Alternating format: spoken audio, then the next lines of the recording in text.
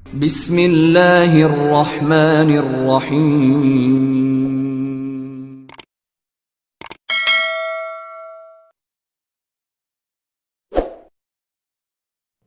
نحمده ونصلی علی رسولہ الکریم، اما بعد، اعوذ باللہ من الشیطان الرجیم، بسم اللہ الرحمن الرحیم.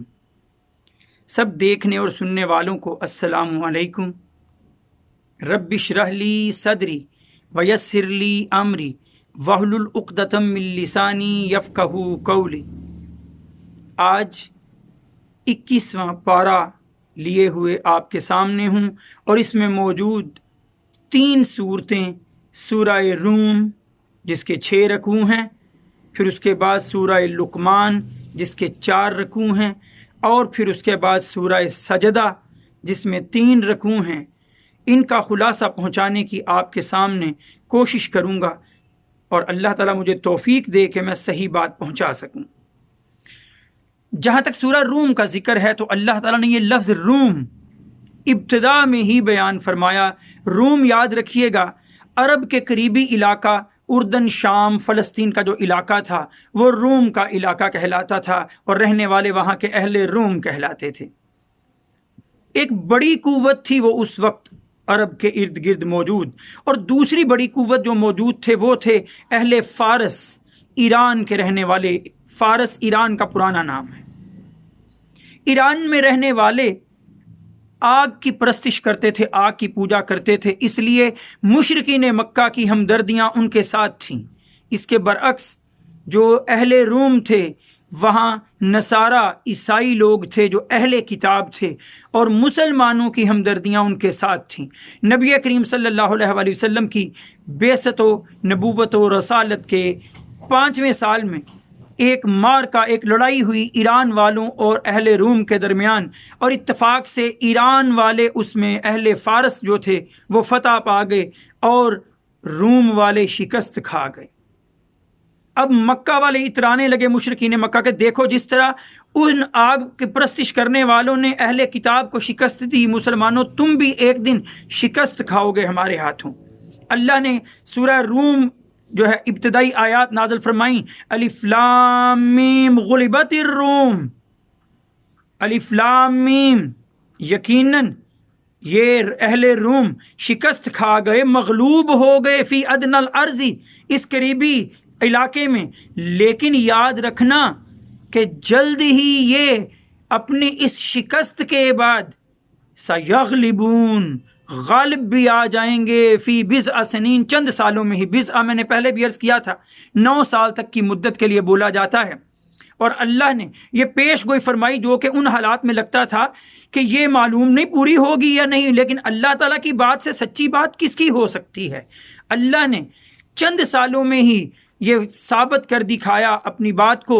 اور 2 ہجری میں جب غزوہ بدر ہوا، ایک طرف مسلمانوں نے کفار مکہ کو شکست دی اور دوسری طرف اہل روم نے اہل فارس کو شکست سے دوچار کیا، اور اللہ کی پیش گوئی درست ثابت ہو گئی. یہاں ایک اور بات عرض کروں، سورہ روم کے آغاز میں بھی الف لام میم، آگے سورہ لقمان میں بھی الف لام میم، سورہ سجدہ کے آغاز میں بھی الف لام میم. اس سے پہلے کی صورتیں دیکھیں، سورۃ الشعراء ہے، سورہ نمل ہے، سورہ قصص ہے. اسی طرح ہمیں تاسین میم، تاسین، یہ حروف ملتے ہیں جو میں پہلے گزارش کر چکا، حروف مقطعات ہیں. اور ٹوٹل حروف جو حروف مقطعات کے طور پر استعمال ہوئے قرآن میں ان کی تعداد 14 ہے، اور قرآن مجید کی 29 صورتیں ایسی ہیں جن کے آغاز میں یہ حروف مقطعات آئے ہیں.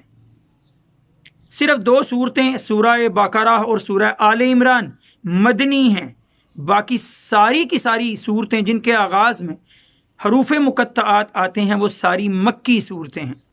آگے بڑھوں تو رکوع نمبر 1 اور رکوع نمبر 3 میں اللہ تعالیٰ نے پھر سے تذکیر، پھر سے نصیحت فرمائی ہے اپنی نشانیاں گنوا گنوا کر. آیت جو آپ دیکھیے، آیت نشانی کو کہا جاتا ہے. اللہ تعالیٰ رکوع نمبر 3 کی تقریباً ہر آیت میں شروع میں فرماتے ہیں ومن آیاتہ اللہ کی نشانیوں میں سے یہ ہے، اللہ کی نشانیوں میں سے یہ ہے، اور وہ نشانیوں کا ذکر کر کے اللہ تعالی ہمیں حقیقت کا تعارف کرواتے ہیں، حقیقت کی طرف لاتے ہیں کہ چھوڑ دو اس دنیا کے دھوکے کو اور آخرت کا جو فائدہ ہے اس کی طرف لپکو۔ اسی آخرت کا ذکر رکوع نمبر 2 میں بھی اللہ تعالیٰ نے فرمایا۔ آپ دیکھیے رکوع نمبر 2 کی آیت نمبر 14، 15، 16 میں قیامت کا ذکر فرماتے ہوئے اللہ تعالیٰ یہ فرماتے ہیں کہ قیامت پر ایمان لانے والوں کا نتیجہ کیا ہوگا اور جھٹلانے والوں کا آخرت کو کیا انجام ہوگا۔ سنیے گا، اللہ تعالیٰ فرماتے ہیں یوم تقوم الساعۃ، جس دن قیامت قائم ہوگی، یومئذ ہم یتفرقون، اس دن یہ لوگ فرقوں میں بٹ جائیں گے، جدا جدا ہو جائیں گے، الگ الگ کر دیے جائیں گے۔ فَأَمَّا الَّذِينَ آمَنُوا وَعَمِلُوا الصَّالِحَاتِ، پس وہ لوگ جنہوں نے ایمان لایا اور نیک عمل کیے ہوں گے، فَهُمْ فِي رَوْضَةٍ يُحْبَرُونَ، وہ تو جنتوں میں مزے لوٹیں گے، ان کی مہمان نوازیاں ہوں گی۔ لیکن وَأَمَّا الَّذِينَ كَفَرُوا، جنہوں نے کفر کا رستہ اختیار کیا ہوگا، وَكَذَّبُوا بِآيَاتِنَا، اور ہماری آیات کو جھٹلایا ہوگا، وَلِقَاءِ الْآخِرَةِ، اور آخرت کے دن کی ملاقات کو جھٹلایا ہوگا، فَأُولَئِكَ فِي الْعَذَابِ مُحْضَرُونَ، وہ جہنم کے عذاب میں موجود ہوں گے، حاضر کیے جائیں گے۔ اللہ تعالیٰ اسی لیے اسی سورہ مبارکہ کے رکوع نمبر 4 میں بھی، رکوع نمبر 5 میں بھی ہمیں تلقین فرماتے ہیں کہ اللہ کے ہاں دو رنگی جو ہے وہ قبول نہیں ہونی۔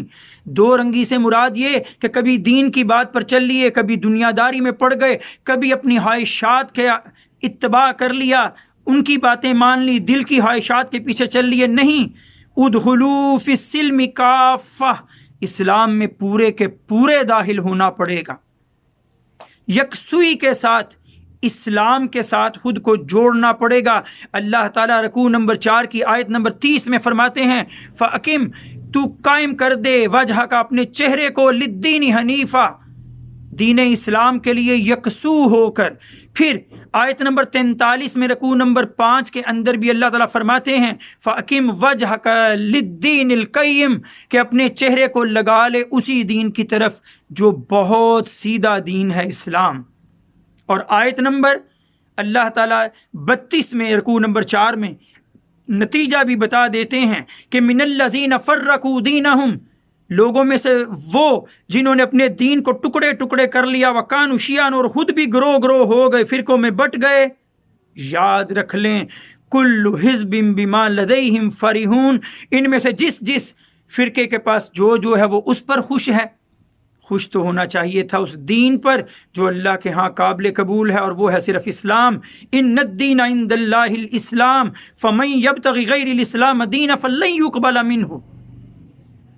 اسی لیے علامہ اقبال بھی کہا کرتے تھے دو رنگی چھوڑ کے یک رنگ ہو جا، سراسر موم ہو یا سنگ ہو جا۔ اب آگے بڑھوں سورہ لقمان کی طرف، تو سورہ لقمان ایک ایسی سورہ مبارکہ ہے جس میں ہم والدین کے لیے بھرپور انداز میں رہنمائی موجود ہے۔ اللہ تعالیٰ سورہ لقمان کے دوسرے رکوع میں ایک شخصیت حضرت لقمان کا تعارف کرواتے ہیں جنہیں اللہ تعالیٰ کی طرف سے حکمت و دانائی ملی تھی۔ وہ اپنے بیٹے کو نصیحت کرتے ہیں اور کیا باتیں کہتے ہیں۔ وہ ہم سب والدین کے لیے مشعل راہ ہیں کہ ہمیں اپنی اولاد کی تربیت کن خطوط پہ کرنی ہے، ہمیں اپنی اولاد کو کس طرح نیکی کے رستے پہ ڈالنا ہے، کون سی باتیں وہ ہیں جو اللہ ہماری اولادوں میں دیکھنا چاہتا ہے کہ ہم ان کی ایسی تربیت کریں کہ ان کے اندر وہ باتیں نظر آئیں۔ تو سنیے گا ایک ترتیب میں، رکوع نمبر 2 کی آیت نمبر 13، سورہ لقمان کی آیت نمبر 13 میں اللہ تعالیٰ فرماتے ہیں جب حضرت لقمان اپنے بیٹے کو نصیحت کرتے ہیں تو کہتے ہیں یا بنیا، اے میرے بیٹے، لا تشرک باللہ، اللہ کے ساتھ کسی کو شریک نہ ٹھہرانا، کہ ان الشرک لظلم عظیم، شرک سب سے بڑا ظلم، سب سے بڑا گناہ ہے۔ میں عرض کر چکا کہ ان اللہ لا یغفر ان یشرک بہ ویغفر ما دون ذلک لمن یشاء، اللہ یہ نہیں معاف فرمائے گا کہ تم اس کے ساتھ کسی کو شریک ٹھہراؤ، ہاں اس کے سوا جو گناہ ہیں جسے چاہے گا بخش دے گا۔ شرک ناقابل معافی گناہ، اس سے بچنے کی تلقین کہ اے میرے بیٹے، اے میری اولاد، ایک اللہ کی عبادت کرنے والے بن جانا، دوسری نصیحت اللہ تعالیٰ فرماتے ہیں وَوَصَّيْنَا الْإِنسَانَ بِوَالِدَيْهِ، ہم نے انسان کو اس کے والدین کے ساتھ حسن سلوک کی وصیت کی. اور یہی حضرت لقمان علیہ السلام فرماتے ہیں کہ اے میرے بیٹے کیا ہونا چاہیے، انشکر لی وَلِوَالِدَيْكَ، کہ حسن سلوک کا، شکر گزاری کا معاملہ رکھنا ہمیشہ والدین کے ساتھ. تیسری بات کہ کہیں پر تنہائی میں ہو یا کہیں پر تم بھیڑ میں ہو، یہ نہ سمجھ لینا کہ تم اللہ کی نگاہ سے چھپ گئے ہو کہیں پر. یاد رکھ لو اگر کہیں ایک رائی کے دانے برابر بھی کوئی چیز مٹی میں بھی کہیں گم ہو گئی ہو، اللہ اس کا علم بھی رکھتا ہے، لہٰذا تم کبھی اللہ کی نگاہ سے چھپ نہیں سکتے، اس لیے خود کو ہمیشہ اللہ کے سامنے سمجھنا. پھر آگے بڑھوں تو اللہ تعالیٰ آیت نمبر 17 میں فرماتے ہیں، حضرت لقمان علیہ السلام کیا نصیحت کرتے ہیں، یا بنیا، اے میرے بیٹے، اقم الصلاۃ، نماز قائم کرنا، وامر بالمعروف، نیکی کا حکم دیتے رہنا دوسروں کو، ونہا عن المنکر، اور برائی سے روکتے رہنا، واصبر علی ما اصابک، اور اگر اللہ کے دین پر چلتے کوئی مصیبتیں آ جائیں تجھ پر تو صبر اور استقامت کے ساتھ جو ہے اسے جھیلنا. ولا تسعر، اور مت پھیر حد کا اپنی گالوں کو، للناس، لوگوں سے، یعنی لوگوں سے بے رخی مت برت، ان کے لیے کسی ناراضگی کا اظہار نہ کر. ولا تمشی فی الارض، اور نہ اکڑ اکڑ کر چل زمین میں. واقصد فی مشیک، اور اپنی چال میں عاجزی اختیار کر. اور واحجز، نیچا رکھ، من صوتک، اپنی آواز کو. بلند آواز اللہ کو پسند نہیں، اور اللہ نے یہاں بلند آواز کو گدھے کی آواز سے تشبیہ دی، اور اللہ تعالیٰ نے فرمایا ہے کہ سب سے بری آواز گدھے کی آواز ہے. آگے بڑھوں آخری آیت میں سورہ لقمان کی وہ پانچ باتیں جنہیں مفاتیح الغیب کہا جاتا ہے وہ بیان کی گئی ہیں.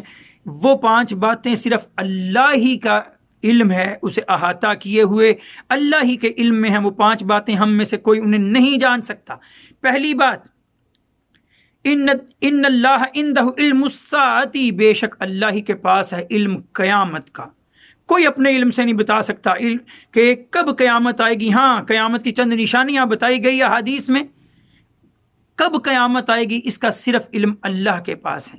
انما علمہ عند، اس کا علم اللہ کے پاس ہے. پھر دوسری بات، وَيُنَزِّلُ الْغَيْثَ، وہ برساتا ہے بارش. ہم یہ تو اندازہ لگا سکتے ہیں کہ شاید بارش ہو، حتمی طور پر ہم کبھی نہیں بتا سکتے کون سی بدلی کا ٹکڑا کہاں بارش برسائے گا. ایک چھوٹا سا بدلی کا ٹکڑا آتا ہے، جل تھل ایک کر جاتا ہے، اور گھنے بادل بعض اوقات ہوا کے زور سے گزر جاتے ہیں ایک بوند برسائے بغیر. وَيَعْلَمُ مَا فِي الْأَرْحَامِ، اور وہی جانتا ہے ماں کے پیٹ میں کیا ہے. آج الٹرا ساؤنڈ مشین سے جنس کا تعین تو ہو سکتا ہے، لڑکا یا لڑکی ماں کے پیٹ میں پرورش پا رہے، لیکن کوئی نہیں بتا سکتا وہ آنے والے دن میں کیا کر سکے گا، کیسا ہوگا، خوش بخت ہوگا، بدبخت ہوگا، کتنی عمر ہوگی، رزق کیسا ہوگا. اللہ سب کچھ اس کے پیدا ہونے سے پہلے جب وہ ماں کے پیٹ میں ہے تب ہی جانتا ہے.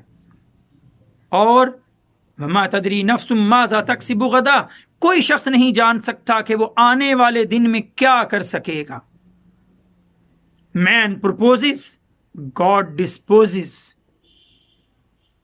اور پانچویں چیز، ولا تدری نفس بأی ارض تموت، کوئی تم میں سے نہیں جان سکتا کہ کس زمین پر اسے موت آئے گی، کب مرے گا، کہاں مرے گا، گھر کے اندر یا باہر، سفر میں یا حضر میں، کہاں پر اسے موت آ جائے گی یہ وہ نہیں بتا سکتا.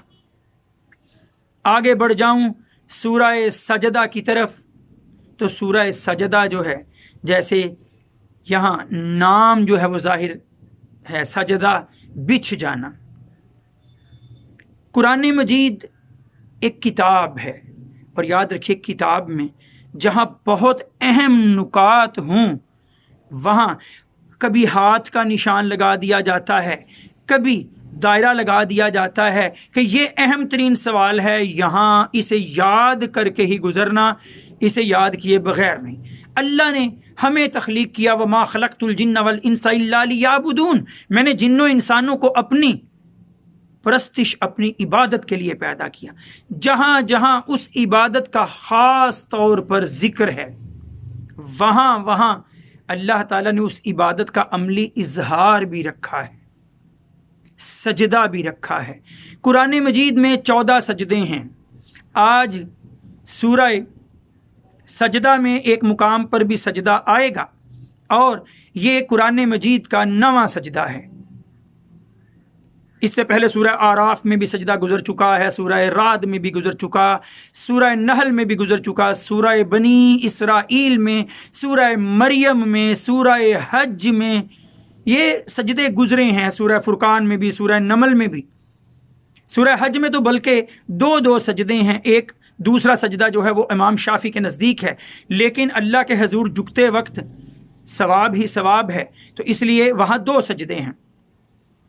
آج سورہ سجدہ میں بھی ایک سجدہ ہے، اس کا میں ذکر ابھی کروں گا۔ پہلے دیکھیے اللہ تعالیٰ جب بیان فرماتے ہیں اپنی نشانیاں، آخرت کی نشانیاں، تو اللہ تعالیٰ 2 کیٹیگریز میں، میں نے پہلے بھی بیان کیا، 2 کیٹیگریز میں بانٹ دیتے ہیں لوگوں کو۔ ایک ہوتے ہیں جو ان نشانیوں پر ایمان لے آتے ہیں، سورہ سجدہ میں بھی ان ایمان والوں کا بیان بھی ہے، اور کچھ ہوتے ہیں منکرین آخرت اور منکرین آیات، ان کا ذکر بھی یہاں موجود کہ وہ کیا ہوتے ہیں۔ آپ دیکھیے سورہ سجدہ کی آیت نمبر 15، انما یؤمن بآیاتنا الذین اذا ذکروا بها خروا سجدا وسبحوا بحمد ربهم وهم لا یستکبرون۔ بے شک ہماری آیات پر ایمان تو وہی لوگ لاتے ہیں کہ جن کے سامنے جب ہماری آیات ذکر کی جاتی ہیں، پڑھی جاتی ہیں، تو وہ ان پر سجدے میں گر جاتے ہیں اور پھر تسبیح بیان کرتے ہیں اپنے رب کی حمد کے ساتھ، اور ان کے دل میں کوئی تکبر نہیں ہوتا۔